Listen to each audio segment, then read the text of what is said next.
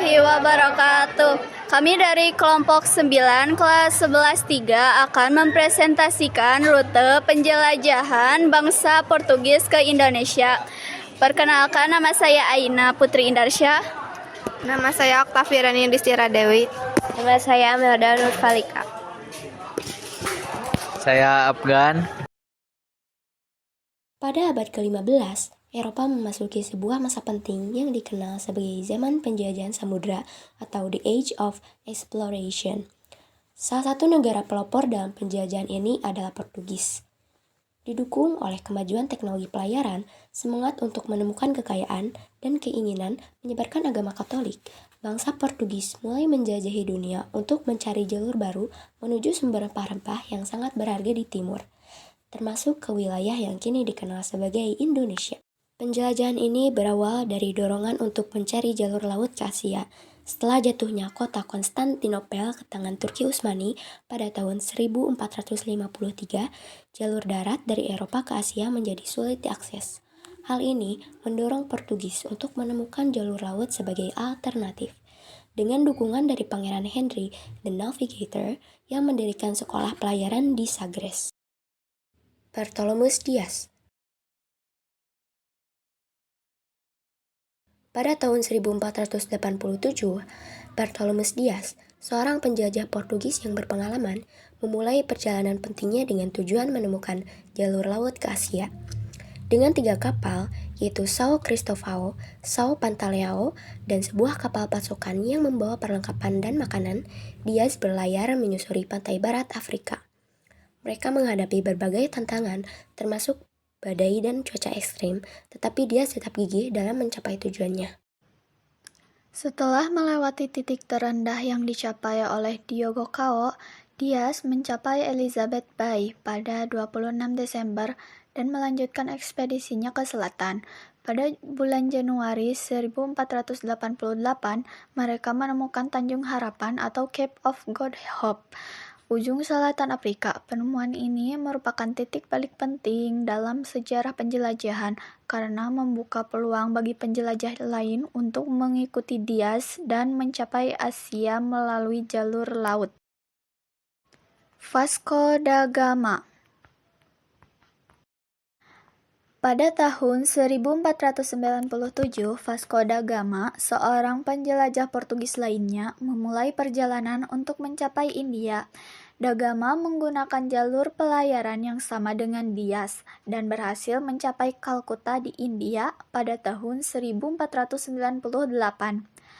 Di Kalkuta, Da Gama menjalin hubungan dengan pedagang lokal dan memperoleh pengetahuan tentang perdagangan rempah-rempah di Asia. Da Gama menetap di Kalkuta untuk waktu lama dan mempelajari seluk-beluk perdagangan di wilayah tersebut, termasuk perdagangan rempah-rempah, tekstil, dan logam mulia. Da Gama juga mempelajari tentang budaya dan agama di India, serta memahami pentingnya perdagangan laut dalam menghubungkan Asia dengan Eropa. Pengetahuan dan pengalaman Da Gama membuka peluang bagi Portugis untuk memperluas pengaruh mereka di Asia dan membangun jaringan perdagangan yang kuat. Alfonso de Albuquerque. Pada tahun 1511, Alfonso de Albuquerque, seorang penjelajah Portugis, memimpin ekspedisi untuk menaklukkan Malaka, sebuah kota pelabuhan penting di semenanjung Malaya. Albuquerque berhasil merebut Malaka dan menjadikannya sebagai basis perdagangan Portugis di Asia Tenggara. Dari Malaka, Portugis melanjutkan penjelajahan ke arah timur untuk menemukan pusat daerah penghasil rempah-rempah. Albuquerque juga membangun hubungan dengan pedagang lokal dan mempelajari tentang perdagangan rempah-rempah di wilayah tersebut. Ia memahami pentingnya Malaka sebagai pusat perdagangan laut dan memperluas pengaruh Portugis di Asia Tenggara. Antonio de Abreu dan Francisco Serrao. Pada tahun 1512, Antonio de Abreu dan Francisco Serrao, dua penjelajah Portugis, memimpin pelayaran dari Malaka ke Maluku. Mereka berhasil mencapai Maluku yang merupakan pusat daerah penghasil rempah-rempah seperti cengkeh dan pala. Kedatangan Portugis di Maluku membuka peluang bagi perdagangan rempah-rempah antara Eropa dan Asia. Abre dan Sorao mempelajari tentang budaya dan agama di Maluku, serta memahami pentingnya rempah-rempah dalam perdagangan laut. Mereka juga membangun hubungan dengan perdagangan lokal dan memperluas pengaruh Portugis di wilayah tersebut. Mempelajari Portugis ke Indonesia memiliki dampak besar. Di satu sisi, mereka membawa teknologi baru seperti senjata api dan benteng pertahanan, serta membuka jalur dagang global bagi wilayah Nusantara. Namun di sisi lain, mereka juga membawa kolonialisme, imperialisme sumber daya alam, dan konflik internal antar kerajaan yang diperparah oleh politik adu domba Portugis.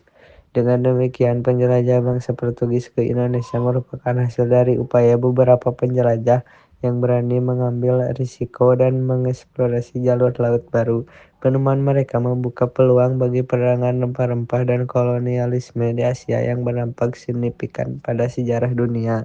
Sekian dari kami. Wassalamualaikum warahmatullahi wabarakatuh.